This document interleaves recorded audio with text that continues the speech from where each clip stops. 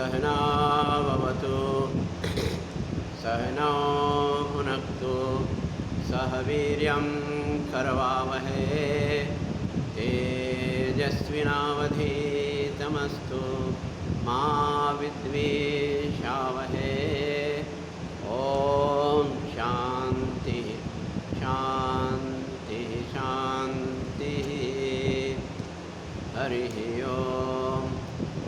आज हम कठोपनिषद के प्रथम वल्ली के 21वां मंत्र पर विचार करेंगे। ये अध्ययन कर रहे हैं आपको उपनिषदों में रुचि जागृत हो ताकि आप विस्तृत अध्ययन कर सकें। इस कारण से हमारा यह प्रयोजन है कि इसे संक्षिप्त में सुबोध हो, सरल हो, इसलिए हम इस का हम YouTube के माध्यम से आज नंदिनी नगर शिवानंद आश्रम में ये वीडियो तैयार कर रहे हैं। तो कठोपनिषद के प्रथम वल्ली के 21वां श्लोक में यमराज नचिकेता का परीक्षा करना चाहते हैं कि नचिकेता वैराग्य से संपन्न है या नहीं।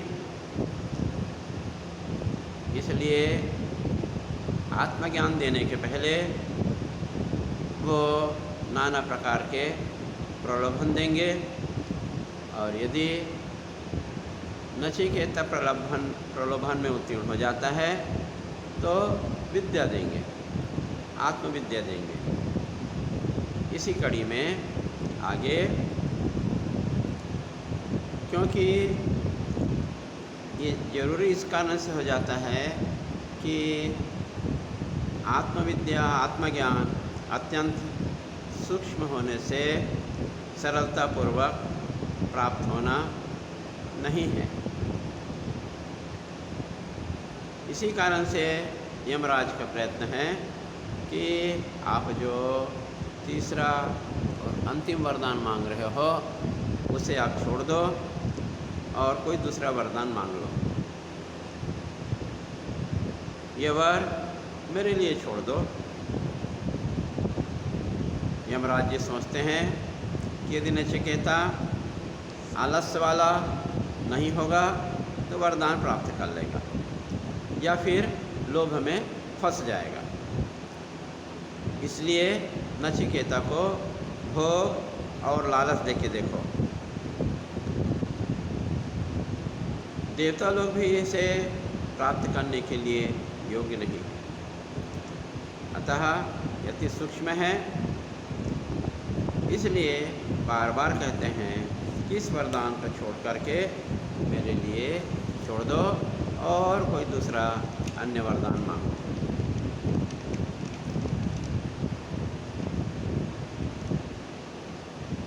प्रलोभन की अगली कड़ी में यमराज नचिकेता से बोलते हैं कि तुम्हारी अभी उम्र ही क्या हुई है, तुम तो अभी बालक हो, खेलने कूदने का समय है, ये ब्रह्मज्ञान के पीछे में तुम क्यों पड़े हुए हो। पर नचिकेता दृढ़ विश्वासी है, श्रद्धावान है, भक्तिवान है, तो वह सोचता है कि इस वर से प्राप्त करने से आत्मनिष्ठा बढ़ेगी और बोलता है कि आपके जैसा आत्मविद्या का पंडित और संसार में कोई दूसरा नहीं है। इसके अलावा सभी का साध्य साधन अनित्य फल देने वाला है, नित्य फल वाले आत्मविद्या है। अतः मैं विवेक के परीक्षा में सफल होना है, तब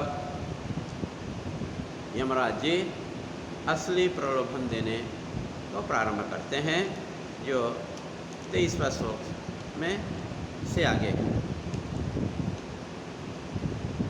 यमराज जी नचिकेता को और ज़्यादा प्रलोभन देते हैं कि जो 23 श्लोक में वर्णित है कि नचिकेता तुम बहुत भोले भाले हो, क्या करोगे इस वर को लेकर के?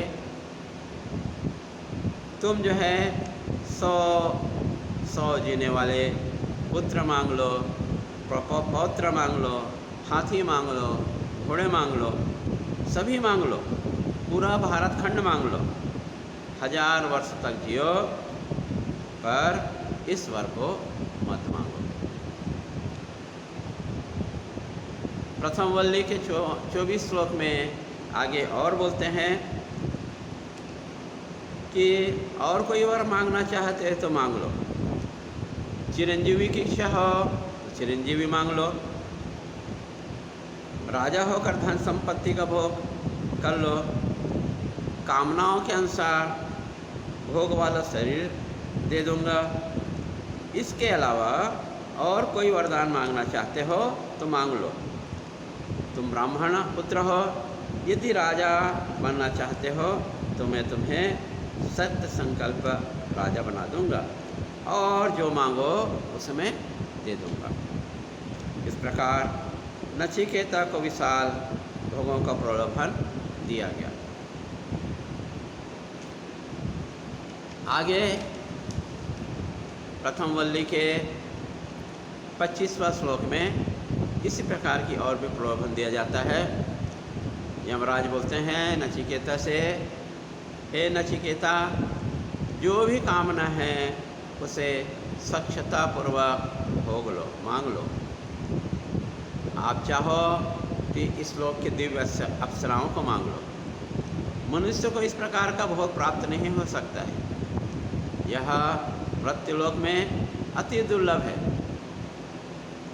ये दिव्य है, पुरुषों को रमण करने वाले, सुख प्रदान करने वाले अप्सराओं को प्राप्त कर लो।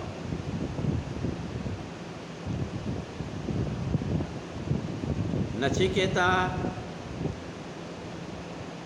का सिर्फ एक जिद है, मरने पर जीव रहता है कि नहीं रहता है, तुम इसे छोड़ दो।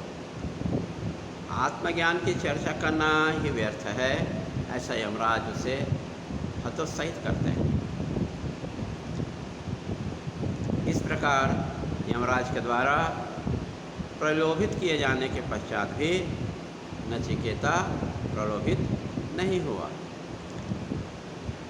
आगे और प्रलोभन देते हैं यमराज जी 26वां श्लोक में, 26वां मंत्र में, कि उक्त प्रलोभन देने के बाद भी जब नचिकेता अपने वरदान पर अटल रहा और उसने नचिकेता ने यमराज से कहा कि ये भोग कल तक रहेंगे कि नहीं रहेंगे कोई निश्चित नहीं है, क्योंकि ये अनित्य है और ये भोग संपूर्ण इंद्रियों के तेज को जीर्ण शीर्ण कर देते हैं।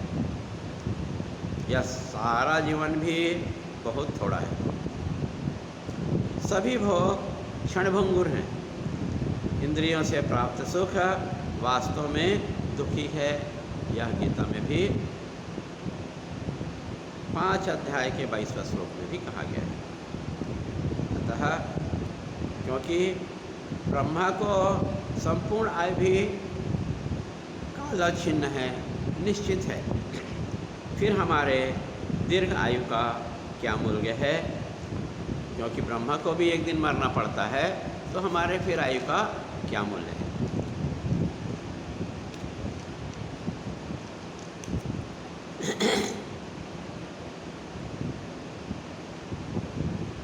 पहली वल्ली के 27 मंत्र में कहा जाता है कि मनुष्य को धन से तृप्त नहीं किया जा सकता, क्योंकि लोगों में धन से कोई तृप्त नहीं हुआ है। और जब हम आपका दर्शन के लिए हैं तो धन की लालसा होना होगा तो हम आपसे धन प्राप्त कर लेंगे।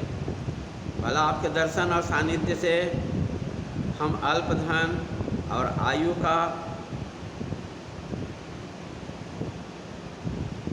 कैसे हो सकता है, अल्पायु कैसे हो सकते हैं। अतः हमारा वरदान तो आत्मविद्या रूप वर ही है। मैं कोई अन्य दूसरा वरदान नहीं मांगूंगा। आज का बस इतना ही। अगले श्रृंखला में हम पहले वल्ली का 28 मंत्र पर विचार करेंगे। ओम नमो नारायण। ओम पूर्णमदः पूर्णमिदं पूर्णात् पूर्णमुदच्यते पूर्णस्य पूर्णमादाय पूर्णमेवावशिष्यते। ओम शांति शांति शांति। हरि ओम तत्सत्।